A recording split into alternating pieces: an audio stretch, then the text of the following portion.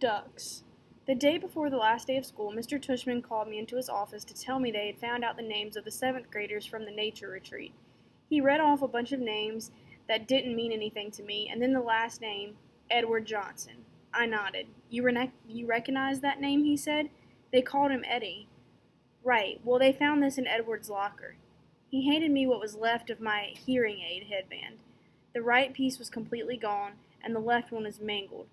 The band that connected the two, the Lobot part, was bent down in the middle. His school wants to know if you want to press charges, said Mr. Tushman.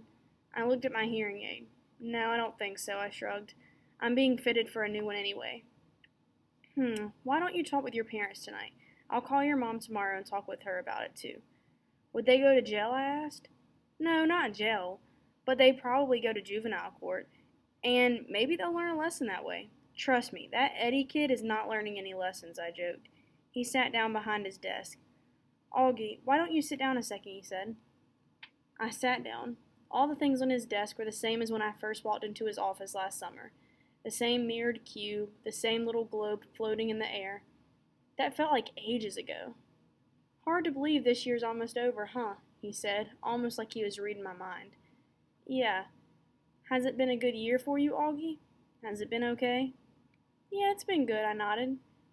I know academically it's been a great year for you. You're one of our top students. Congratulations on the high honor roll.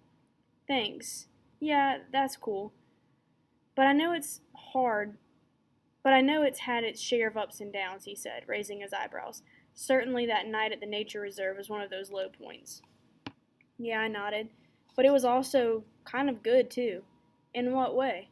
Well, you know how people stood up for me and stuff? That was pretty wonderful, he said, smiling. Yeah. I know in school things got a little hairy with Julian at times. I have to admit, he surprised me with that one. You know about that stuff? I asked him. Middle school directors have a way of knowing about a lot of stuff. Do you have, like, secret security cameras in the hallways? I joked. And microphones everywhere, he laughed. No, seriously. He laughed again. No, not seriously. Oh. But teachers know more than kids think. Augie, I wish you and Jack had come to me about the mean notes that were left in your lockers. How do you know about that? I said. I'm telling you, middle school directors know all. It wasn't that big of a deal, I answered. And we wrote notes too. He smiled. I don't know if it's public yet, he said, though it will be pretty soon, but Julian Albans is not coming back to Beecher Prep next year.